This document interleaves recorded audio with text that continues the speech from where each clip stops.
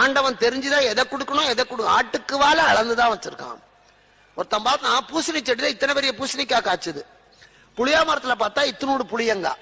அவன் பெரிய பகுத்தறிவுவாதி. அவன் சொன்னான் கடவுள் ஒரு முட்டாள், அவனுக்கு எதை எங்க வைக்கணும்னு தெரியல. இத்தனோடு செடியில 10 இலை தான் இருக்கு, அதுல இத்தனை பெரிய பூசணிக்காய் 10 காய் காய்ச்சிருக்கு.